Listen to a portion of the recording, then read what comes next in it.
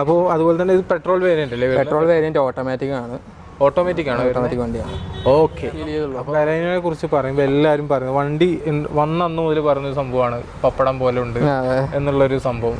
കാരണം വെച്ചാൽ ഇറങ്ങിയ ആ ടൈമിലുള്ള വണ്ടികളൊക്കെ എന്ന് പറഞ്ഞാൽ ഒരു ഓട്ടോമോ തട്ടിയ പോലും ഇപ്പം അറിയാലോ നമുക്ക് മാരുതിയുടെ ബിൽഡ് ക്വാളിറ്റി അങ്ങനത്തെ ഒരു ഇതായതുകൊണ്ട് ആ സമയം ഈ വണ്ടി ഇടിച്ച കുറെ ബലേനോയുടെ കുറെ ആക്സിഡൻസ് അങ്ങനെയായിരുന്നു. ഓട്ടോമോ തട്ടുമ്പോഴേക്കും ബമ്പർ ഒടിഞ്ഞു വീഴുക അങ്ങനത്തെ ഒരു വണ്ടി ഓടിക്കുമ്പോൾ ആ ഒരു ഫീൽ ചെയ്യുന്നുണ്ട്. ഈ ഒരു പോയിന്റ് എന്ന് വെച്ച് കഴിഞ്ഞാൽ സെക്കൻഡ് ഹാൻഡ് വണ്ടി യൂസ് മീൻസ് നോക്കുന്ന ഒരാളുകൾക്ക് Baleno automatic second hand use ചെയ്യുന്ന ആളുകൾക്ക് കുറച്ചുകൂടി യൂസ്ഫുൾ ആയിട്ടുള്ളൊരു റിവ്യൂ ആയിരിക്കും ഈ പറഞ്ഞിട്ടുണ്ടാവുക. എന്ന് വെച്ച് കഴിഞ്ഞാൽ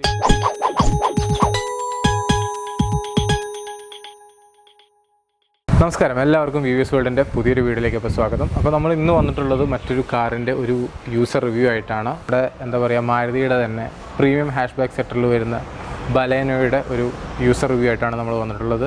ബലേനോയെ കുറിച്ച് പറയുകയാണെന്നുണ്ടെങ്കിൽ എന്താ പറയുക, ബലേനോ നെക്സ ഷോറൂമിൽ ഫസ്റ്റ് ഇൻട്രൊഡ്യൂസ് ചെയ്ത ഹാഷ് ബാക്ക് സെക്ടറിൽ വരുന്ന ഫസ്റ്റ് ഇൻട്രൊഡ്യൂസ് ചെയ്തൊരു മോഡലാണ് ബലേനോ എന്ന് പറയുന്നത്. അപ്പോൾ നമ്മൾ ഇന്ന് ചെയ്യാൻ പോകുന്നത് ബലേനോയുടെ ഒരു ഡീറ്റെയിൽഡ് ആയിട്ടുള്ള ഒരു യൂസർ റിവ്യൂ ആണ്.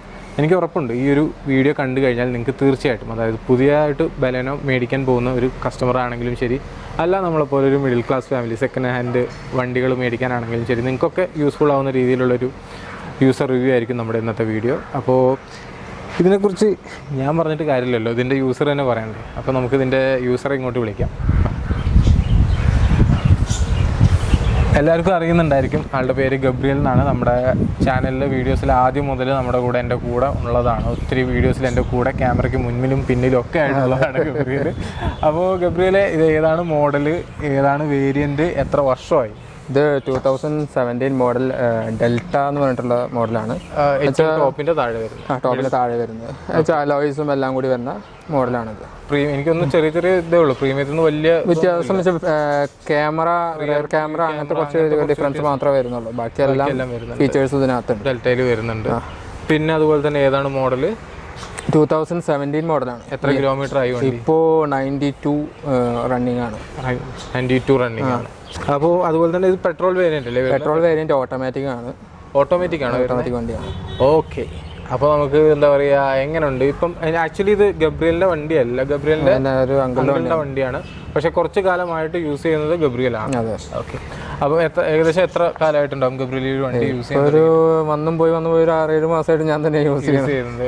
എനിക്ക് തോന്നുന്നു ഒരു 10-20,000 കിലോമീറ്ററിനടുത്തോളം യൂസ് ചെയ്തിട്ടുണ്ടാവും. ഏകദേശം മാറി ഞാൻ യൂസ് ചെയ്തിട്ടുണ്ട്. ഏകദേശം ആക്ച്വലി എങ്ങനെയുണ്ട് ഒരു വണ്ടി യൂസ് ചെയ്തിട്ട്? എങ്ങനെയുണ്ട് വണ്ടി? പവർ വൈസ് ഇതൊക്കെ നോക്കുകയാണെന്നുണ്ടെങ്കിൽ അടിപൊളിയാണ്. നമ്മൾ കാലൊക്കെ കൊടുക്കേണ്ട താമസമുള്ളൂ, കയറി പോകാനൊക്കെ ആയിട്ട് നല്ല എളുപ്പമാണ്. പ്ലസ് ഇതിന്റെ ബോഡി വൈസ് മാത്രം നോക്കുമ്പോഴാണ് ഇത്തിരി ഷോക്കായിട്ട് നമുക്ക് ഫീൽ ചെയ്തുള്ളൂ. ബലേനോയെ കുറിച്ച് പറയുമ്പോൾ എല്ലാവരും പറയുന്നത് വണ്ടി വന്നന്ന് മുതൽ പറഞ്ഞൊരു സംഭവമാണ് പപ്പടം പോലെ ഉണ്ട് എന്നുള്ളൊരു സംഭവം. കാരണം വെച്ചാൽ ഇറങ്ങിയ ആ ടൈമിലുള്ള വണ്ടികളൊക്കെ എന്ന് പറഞ്ഞാൽ ഒരു ഓട്ടോമോ തട്ടിയ പോലും ഇപ്പം അറിയാലോ നമുക്ക് മാരുതിയുടെ ബിൽഡ് ക്വാളിറ്റി അങ്ങനത്തെ ഒരു ഇതായതുകൊണ്ട് ആ സമയം ഈ വണ്ടി ഇടിച്ച കുറെ ബലേനോയുടെ കുറെ ആക്സിഡൻസ് അങ്ങനെയായിരുന്നു. ഓട്ടോമോ തട്ടുമ്പോഴേക്കും ബമ്പർ ഒടിഞ്ഞു വീഴുക അങ്ങനത്തെ ഒരു വണ്ടി ഓടിക്കുമ്പോൾ ഫീൽ ചെയ്യുന്നില്ല. ഇപ്പോ ഇതെല്ലാം പെർഫെക്റ്റ്ലി ഓക്കെയാണ്, വേറെ ഇഷ്യൂസ് ഒന്നും ഉണ്ടായിട്ടില്ല, കുഴപ്പമൊന്നുമില്ല. മീൻസ് ഒരു 100ന്റെ മേളിലോട്ട് കയറി പോകുമ്പോൾ ഈ ഒരു വെയിറ്റ് എനിക്ക് അത്യാവശ്യം വെയിറ്റ് ഉള്ള വണ്ടിയാണ്. എനിക്ക് തോന്നുന്നു ഇതിന്റെ തന്നെ പുതിയ മോഡൽസ്, ഇപ്പൊ വരുന്ന മോഡൽസ് ഇതിനേക്കാൾ കുറച്ചുകൂടി വെയിറ്റ് കൂട്ടിയിട്ടാണ് വണ്ടി ഇറക്കിയിട്ടുള്ളത്. ഒരു 67-70 കിലോ വ്യത്യാസം വെയിറ്റിൽ വരുന്നുണ്ട് വണ്ടിയിൽ. ഇതില് ഒരു 100ന്റെ മേളിൽ കയറുമ്പോൾ നമുക്ക് അങ്ങനെ പാളിക്കലൊന്നും തോന്നുന്നില്ല, നല്ല സ്മൂത്ത് ആയിട്ട് ഇരുന്ന് പോകുന്നുണ്ട് വണ്ടി. ഹൈവേയിലൊക്കെ കയറി പോകുന്നുണ്ട്. പിന്നെ ഇതിന്റെ ഒരു ഗുണം എന്ന് പറഞ്ഞാൽ CVT ഓട്ടോമാറ്റിക് ആണ്. ഇപ്പൊ ഇറങ്ങുന്നത് പറഞ്ഞാൽ ഓട്ടോമാറ്റിക് AMT ആണ് വരുന്നത്. അപ്പോൾ എനിക്ക് തോന്നുന്നു ഒന്നുകൂടി പിടിച്ച് അതിപ്പോ നമ്മൾ ഓവർടേക്കിംഗ് ഇങ്ങനെ പോലും ലാഗ് ഉണ്ടാവും. ഇത് ലാഗ് ഇല്ല, കാല് കൊടുത്താൽ അങ്ങനെ. ഈ ഒരു പോയിന്റ് എന്ന് വെച്ച് കഴിഞ്ഞാൽ സെക്കൻഡ് ഹാൻഡ് വണ്ടി യൂസ് മീൻസ് നോക്കുന്ന ഒരാളുകൾക്ക് Baleno automatic second hand use ചെയ്യുന്ന ആളുകൾക്ക് കുറച്ചുകൂടി യൂസ്ഫുൾ ആയിട്ടുള്ളൊരു റിവ്യൂ ആയിരിക്കും ഈ പറഞ്ഞിട്ടുണ്ടാവും. എന്ന് വെച്ച് കഴിഞ്ഞാൽ ഇപ്പോൾ വരുന്നത് AMTയിൽ ആ ഒരു ലാഗ് വരുന്നുണ്ട്. ഞാനും വേറെ കുറേ യൂസേഴ്സിനായിട്ട് സംസാരിച്ചപ്പോൾ അവർ പറഞ്ഞിട്ടുണ്ടായിരുന്നു ഈ ഓവർടേക്കിങ് ചെയ്യുന്ന ടൈമിൽ അവർക്കൊരു ചെറിയ പിടുത്തം വരുന്നത്. അതായത് നമ്മളിപ്പോൾ ഓവർടേക്ക് ചെയ്യുന്ന സമയത്ത് ഓട്ടോമാറ്റിക്കലി ഗിയർ ഡൗൺ ആവണല്ലോ. അപ്പോൾ ഡൗൺ ആകുമ്പോൾ വണ്ടി ഒന്ന് പമ്മും, പിന്നെ അത് കഴിഞ്ഞിട്ട് കയറുക. അപ്പോൾ ആ ഒരു ടൈം ലാഗ് അവിടെ വരുന്നുണ്ട്. അപ്പോൾ നമുക്ക് വിചാരിച്ച പോലെ ഓവർടേക്ക് ചെയ്ത് കയറി പോകാൻ പറ്റില്ല ഈ ഒരു ഇതിൽ.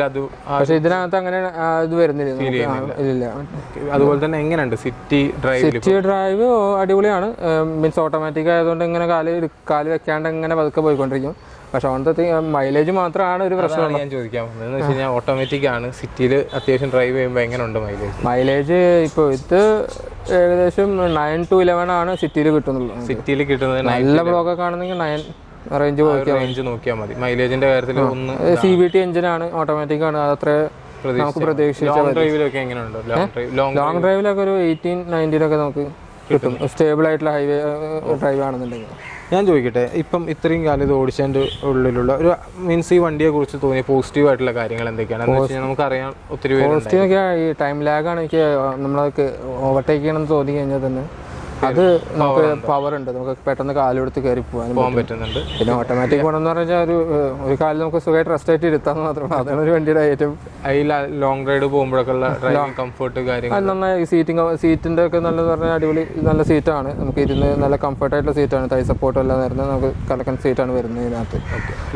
ലോങ് ഡ്രൈവ് പോകുമ്പോൾ അങ്ങനെ ക്ഷീണം തോന്നുന്നില്ല. ബാക്കിലുള്ളവർക്ക് എങ്ങനെയുണ്ട്? ഇല്ല, ബാക്കിലും നമുക്ക് അത്യാവശ്യം ലെഗ് സ്പേസും എല്ലാം ഉള്ള നല്ലൊരു സീറ്റാണ്. പ്രീമിയം ഹാഷ് ബാക്ക് സെറ്ററിൽ വരുന്നതുകൊണ്ട് തന്നെ അത്യാവശ്യം സ്പേഷ്യസ് ആയിട്ടുള്ളൊരു വണ്ടിയാണ്. അതെ, പിന്നെ എയർ ബാഗും എല്ലാം നമുക്ക് സേഫ്റ്റി ഫീച്ചേഴ്സ് എല്ലാം ഇൻക്ലൂഡ് ആയിട്ടുള്ള വണ്ടിയാണ്. ആ ടൈമിൽ ഇറങ്ങിയ വണ്ടികളിലൊക്കെ അങ്ങനെയാണ്. ഇനി എല്ലാവർക്കും അറിയാണ്ടാവും ഇതിൻ്റെ ഒരു നെഗറ്റീവായിട്ട്, ഇത്രയും കാലം ഉപയോഗിച്ചിട്ട് ഒരു നെഗറ്റീവായിട്ട് തോന്നിയിട്ടുള്ള സംഭവങ്ങൾ എന്തൊക്കെയായിരിക്കും? കാരണം അതും ആളുകൾക്ക് അറിയാൻ ആഗ്രഹം. നെഗറ്റീവ് എന്ന് പറഞ്ഞു കഴിഞ്ഞാൽ നമ്മൾ ചെറിയൊരു തട്ട് കിട്ടി അപ്പോൾ തന്നെ ബോഡി ബെൻഡ് ആവുന്നതാണ് ഏറ്റവും വലിയ നെഗറ്റീവ്. അതാണ്. പിന്നെ ശരിയാക്കണം കൊണ്ടുപോയിട്ട്. പിന്നെ അല്ലറ ചില്ലറ ചെറിയ ചെറിയ വർക്കുകൾ മാത്രം, അല്ലാണ്ട് വേറെ മാരുതിയുടെ അങ്ങനെ പൊതുവെ വണ്ടികൾക്ക് അങ്ങനെ വലിയ സർവീസ് അങ്ങനത്തെ ഒരു കാര്യത്തിനെ കുറിച്ച് നമ്മൾ മാരുതിനെ കുറിച്ച് ചിന്തിക്കേണ്ട ആവശ്യമില്ല. എവിടെ പോയാലും മാരുതിയുടെ സർവീസ് സെന്റർ ഉണ്ട്, എല്ലാം പോയാലും സർവീസിനെ കുറിച്ച് നമ്മൾ ചിന്തിക്കേണ്ട ആവശ്യമില്ല. ബിൽഡ് ക്വാളിറ്റിയിൽ മാത്രമാണ് ഒരു ഇത് തോന്നുന്നത്. ഇന്റീരിയർ അങ്ങനെയുള്ള സംഭവങ്ങൾ, ഇന്റീരിയർ ഒക്കെ നല്ല പ്രീമിയം ഇതിലാണ് ചെയ്തിരിക്കുന്നത്. അത്യാവശ്യം എല്ലാം കുഴപ്പമില്ലാത്ത നല്ല താഴെ ഗ്രൗണ്ട് ക്ലിയറൻസ് എവിടെയും നമുക്ക് അടി ഇതുവരെ തട്ടിയിട്ടില്ല. അത്യാവശ്യം എന്റെ കയ്യിൽ കിട്ടിയിട്ട് ഇതുവരെ തട്ടിയിട്ടില്ല. ഈ ഒരു ഇതിനകത്ത് ഇതുവരെ താഴെ തട്ടി ഇല്ല. പിന്നെ എത്ര പേര്, അതായത് ഇപ്പൊ ഒരു 4 പേർക്ക് അല്ല ഒരു 5 പേർക്ക് കംഫർട്ടായിട്ട് യാത്ര ചെയ്യാൻ 5 പേര് ഒരു ഇപ്പൊ ശ്രീജിത്തിനെ പോലെ സൈസുള്ള 5 പേർക്കൊക്കെ ആണെങ്കിൽ സുഖമായിട്ട് അതിനകത്ത് യാത്ര ചെയ്യാം. എല്ലാവരും ഇതുപോലെ ആയിരിക്കണം. അതെ, അതെല്ലാവരും എന്നെ പോലെയൊക്കെ ആണെങ്കിൽ ബുദ്ധിമുട്ടായിരിക്കും. 4 പേരൊക്കെ ആയിരിക്കും സുഖം. ഓക്കെ. ഗബ്രിയേൽ, അതുപോലെ തന്നെ ഈ വണ്ടി ഒരു നൈറ്റ് ഡ്രൈവ് കാര്യങ്ങൾ, ഇപ്പം ഹെഡ്ലൈറ്റ് ആയാലും അങ്ങനെയുള്ള സംഭവങ്ങളൊക്കെ എങ്ങനെയുണ്ട്? അത്യാവശ്യം ഹെഡ്ലൈറ്റ് നല്ല പവറുള്ള ഹെഡ്ലൈറ്റ് ആണ്. ഇന്നലെയും കൂടി ഞാൻ നോട്ടീസ് ചെയ്തുള്ളൂ. നല്ല ഹൈവേയിലൊക്കെ വരുന്ന നേരത്ത് നമുക്ക് നല്ല ക്ലിയറൻസ് ആണ്. ഈവൻ ഇരുട്ടുള്ള സ്ഥലത്ത് പോലും നല്ല ക്ലിയറൻസ് ആണ് കിട്ടുന്നുണ്ട്.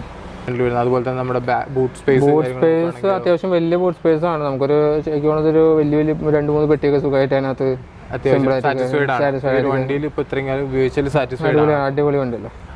ഓൺലി അതിന്റെ ഒരു കാര്യം എന്ന് വെച്ചാൽ നെഗറ്റീവ് സൈഡ് എന്ന് പറഞ്ഞാൽ ബിൽഡ് ക്വാളിറ്റി മാത്രമാണ് നമുക്കൊരു നെഗറ്റീവ് ആയിട്ട് തോന്നിയിട്ടുള്ളത്. ഞാൻ ഒത്തിരി പേര് പറയുന്നത് കേട്ടിട്ടുണ്ട്. എന്ന് വെച്ചാൽ വണ്ടി ഇപ്പോൾ ഒരു 100 അല്ലെങ്കിൽ 130 മേളിലൊക്കെ കയറി പോകുന്ന സമയത്ത് അവർക്കൊരു ഇൻസെക്യൂരിറ്റി ഫീൽ ചെയ്യാറുണ്ട്. വണ്ടിക്ക് ആ ഒരു ചെറിയൊരു അലച്ചിൽ പോലെ. അലച്ചിലല്ല, നമുക്ക് ആ ബോഡിയുടേതായ ഒരു ബുദ്ധിമുട്ട് തോന്നും. കാരണം വെച്ചാൽ ഏത് വണ്ടിയാണെങ്കിൽ ഇപ്പോൾ ഒരു ബോഡി ക്വാളിറ്റി ഇല്ലെങ്കിൽ നമ്മളിപ്പോൾ ഇൻ കേസ് എന്തെങ്കിലും തട്ടോ മുട്ടോ എന്നൊരു ചെയ്ത് കഴിഞ്ഞാൽ അകത്തുള്ളവർക്ക് നല്ല ഇമ്പാക്ട് കിട്ടും. ആ ഒരു നെഗറ്റീവ് മാത്രം എനിക്ക് തോന്നുന്നു. ഒരു പക്ഷേ ഇവരുടെ തന്നെ എനിക്കൊന്ന് ബലേനോ എന്ന് പറഞ്ഞൊരു മോഡൽ അത്യാവശ്യം മൈലേജ് ഓറിയന്റഡ് ആയിട്ട് കുറേ, ഇപ്പം ഇത് ഓട്ടോമാറ്റിക് ആയതുകൊണ്ടാണ് ഗബ്രിയേൽ പറഞ്ഞത് അത്യാവശ്യം മൈലേജ് ഷോർട്ടേജ്. മാനുവൽ ആണെന്നുണ്ടെങ്കിൽ ഇതിനും കൂടുതൽ മൈലേജ് മേ ബി ആ ഒരു മൈലേജ് വൈസ് നോക്കിയിട്ടായിരിക്കാം ഒരു പക്ഷേ മാരുതി ഈ ഒരു ബോഡിയിൽ ഇച്ചിരി കോംപ്രമൈസ് കാര്യങ്ങൾ വന്നിട്ടുണ്ടായിരിക്കാം. ഓട്ടോമാറ്റിക് വണ്ടി ഇപ്പം ഇറങ്ങുന്നത് AMT ആണ്. പണ്ടത്തെ വണ്ടിക്ക് പണ്ടത്തെ വണ്ടിക്ക് എടുക്കാൻ CVT നമുക്ക് ട്രാൻസ്മിഷനുള്ള വണ്ടികളൊക്കെ കിട്ടും. അത്യാവശ്യം പവർഫുൾ ആയിരിക്കും. പക്ഷെ മൈലേജിന്റെ കാര്യത്തിൽ അപ്പോൾ നിങ്ങളൊന്ന് കോംപ്രമൈസ് ചെയ്യേണ്ടി വരും. സെക്കൻഡ് ഹാൻഡ് വണ്ടി CVT എന്ന് പറയുന്ന ഒരു പ്രീമിയം സെഗ്മെന്റ് വണ്ടികൾക്ക് ഉണ്ടാകുന്ന ട്രാൻസ്മിഷൻ ആണ്. അപ്പോൾ AMTയിലോട്ട് വരുമ്പോൾ എനിക്കൊന്ന് ഇപ്പോൾ എടുക്കുന്നത്, അതായത് പുതുതായിട്ട് ബലേനോ കാര്യങ്ങൾ എടുക്കുന്നവരാണെങ്കിൽ എനിക്കൊന്ന് കുറച്ചുകൂടി മൈലേജ് കാര്യങ്ങൾ കിട്ടുന്നുണ്ട്. അതെ, ഇപ്പോൾ AMT അതുകൊണ്ടാണ് കൂടുതലായിട്ട് വരുന്നത്. മൈലേജ് കൺസ്യൂഷൻ നോക്കിയിട്ടാണ് ആ AMT വണ്ടികൾ കൂടുതലായിട്ട് ഇറങ്ങുന്നത് ഇപ്പോൾ മാരുതിക്ക്. അപ്പം are you fully satisfied with this car? അല്ല, ഞാൻ ഈ വണ്ടിയായിട്ട് ഹാപ്പിയാണ്. ഓക്കെ, മീൻസ് എനിക്ക് ഏറ്റവും ഇഷ്ടമുള്ള വണ്ടിയാണത്. ഓക്കെ, അപ്പം കണ്ടല്ലോ, ഏകദേശം അത്യാവശ്യം നല്ലൊരു 10,000 കിലോമീറ്റർ ഓൾറെഡി ഇപ്പം വണ്ടി ഏകദേശം 92,000 കിലോമീറ്റർ വണ്ടി ഓൾറെഡി ഓടിക്കഴിഞ്ഞു. അതിൽ ആ ഒരു ലാസ്റ്റ് ഒരു 10,000 കിലോമീറ്ററാണ് ഗബ്രിയേൽ ഓടിച്ചിട്ടുണ്ടായിരുന്നത്. പക്ഷേ എന്നിട്ട് പോലും ആൾക്ക് അത്യാവശ്യം വണ്ടിയിൽ സാറ്റിസ്ഫൈഡ് ആണ്, വണ്ടിയിലെ പെർഫോമൻസ് കാര്യത്തിലെല്ലാം സാറ്റിസ്ഫൈഡ് ആണ്. സോ എനിക്ക് തോന്നുന്നു നിങ്ങൾക്ക് അങ്ങനെ വിശ്വസിച്ചെടുക്കാൻ പറ്റുന്ന ഒരു വണ്ടിയായിട്ട് തന്നെ നമുക്ക് വിശ്വസിച്ചെടുക്കാം. പിന്നെ അതിൻ്റെതായ മെയിൻ്റനൻസ് കാര്യങ്ങളൊക്കെ നമുക്ക് കൊണ്ട് നടക്കണം, എന്നാൽ മാത്രമേ ആ വണ്ടി നമ്മുടെ കയ്യിലിരിക്കുള്ളൂ. അപ്പോൾ ഇത്രയൊക്കെയാണ് ഈ ഒരു കൊച്ചു വീഡിയോയിൽ വരുന്നത്. വീഡിയോ അപ്പോൾ എല്ലാവർക്കും ഇഷ്ടപ്പെട്ട് കാണുമെന്ന് വിചാരിക്കുന്നു. അപ്പോൾ ഗബ്രിയിലെ thank you so much. Okay, മറ്റൊരു വീഡിയോയിൽ നമുക്ക് വീണ്ടും കാണാം. ബൈ.